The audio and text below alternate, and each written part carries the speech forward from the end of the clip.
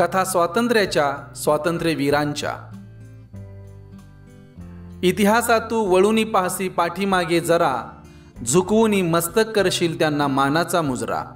इतिहासातू वळूनी पाहसी पाठीमागे जरा, झुकवूनी मस्तक करशील त्यांना मानाचा मुजरा।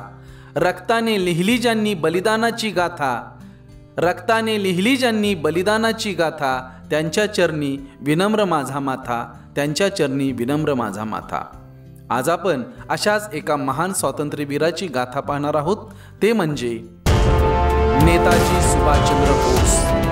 आज आपण नेताजी सुभाषचंद्र बोस यांचे जीवनकार्य पाहणार आहोत। सुभाषचंद्र बोस यांचा जन्म 23 जानेवारी 1897 रोजी कटक या ठिकाणी झाला। त्यांच्या वडिलांचे नाव जानकीदास व आईचे नाव प्रभावती होते। सुभाषबाबूंचा शालेय जीवनापासून देशभक्तीकडे ओढा होता।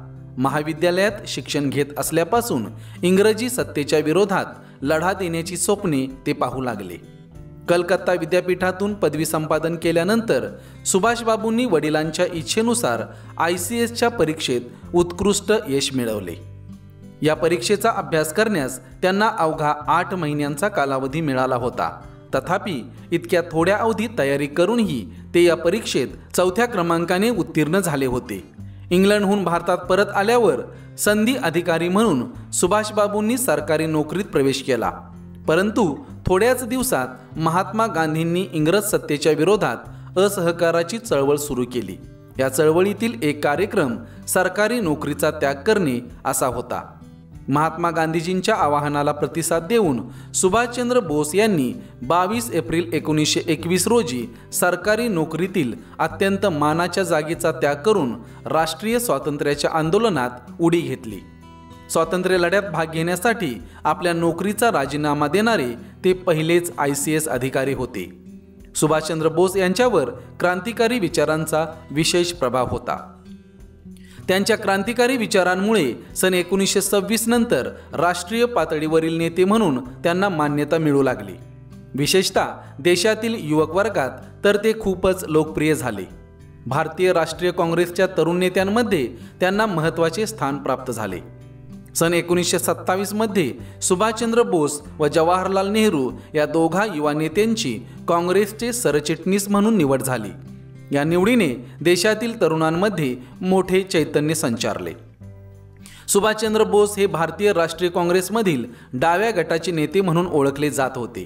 काँग्रेसने समाजवादी तत्वांचा अंगीकार करावा असे त्यांचे मत होते। 1937च्या प्रांतिक कायदेमंडळाच्या निवडणुकीनंतर काँग्रेसने सत्तेत सहभागी होऊ नये असे त्यांचे म्हणणे होते। गांधीजींच्या तडजोडवादी भूमिकेला सुभाषबाबूंनी अनेक वेळा विरोध केला होता। जर्मनीत भारतीय स्वातंत्र्यासाठी आपणास भरीव स्वरूपाची कृती करता येणार नाही असे लक्षात येताच सुभाषचंद्र बोस जर्मनीहून एका पाणबुडीतून जपानला गेले। यावेळी रासबिहारी बोस यांनी युद्धात जपानच्या हाती सापडलेल्या भारतीय युद्धकैद्यांच्या मदतीने आझाद हिंद सेनेची स्थापना केली होती। आझाद हिंद सेनेचे दुसरे अधिवेशन सन 1942 मध्ये बँकॉक येथे भरले। या अधिवेशनासाठी सुभाषबाबूंना निमंत्रण देण्यात आले होते। त्यावरून नेताजी या अधिवेशनास उपस्थित राहिले। या ठिकाणी रासबिहारी बोस यांनी नेताजींना आझाद हिंद सेनेचे नेतृत्व स्वीकारण्याची विनंती केली। नेताजींनी ती मान्य केली आणि 4 जुलै 1943 रोजी सुभाषचंद्र बोस आझाद हिंद सेनेचे सरसेनापती बनले। त्यांच्या नेतृत्वामुळे आझाद हिंद सेनेच्या जवानांमध्ये नवचैतन्य संचारले। नेताजींनी या सेनेची अनेक पथके उभारून त्यांना गांधी पथक, नेहरू पथक अशी नावे दिली।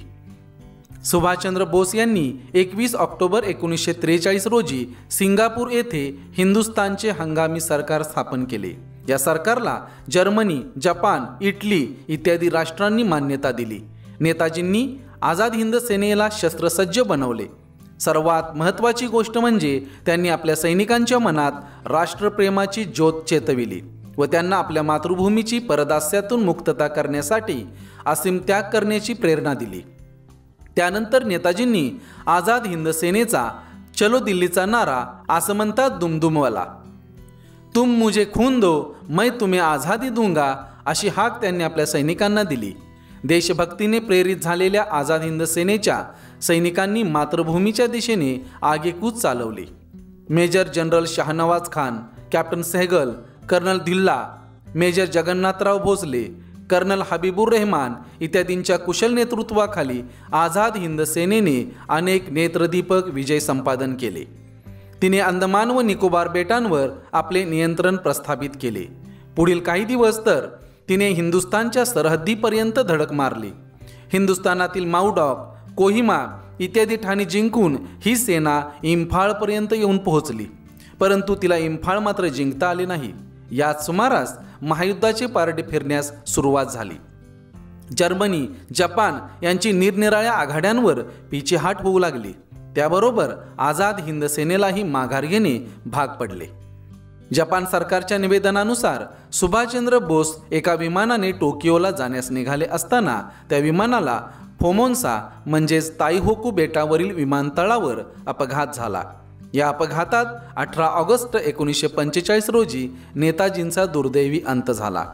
आझाद हिंद सेनेच्या मदतीने ब्रिटिशांचा पराभव करून आपली मातृभूमी परदास्यातून मुक्त करण्याचे नेताजींचे स्वप्न साकार होऊ शकले नाही. परंतु कार्य, देशप्रेम, त्याग, ध्येयनिष्ठा व धडाडी यांच्या दर्शनाने असंख्य भारतीयांची मने पेटून उठली आणि त्यांना देशसेवेची नवी प्रेरणा मिळाली. अशा प्रकारे नेताजींनी आपल्या बलिदानातून राष्ट्रीय स्वातंत्र्यासाठी प्राणांची बाजी लावून परकीय सत्तेविरुद्ध संघर्ष करण्याचा संदेश आपल्या देशबांधवांना दिला. भारतीय स्वातंत्र्य संग्रामाच्या इतिहासात सुभाषचंद्र बोस यांचे नाव सुवर्णाक्षरांनी लिहिले गेले आहे.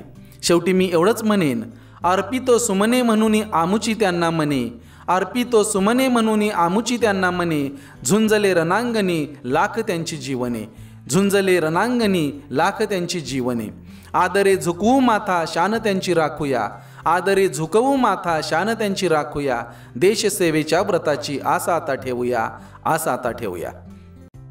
जय हिंद, जय महाराष्ट्र.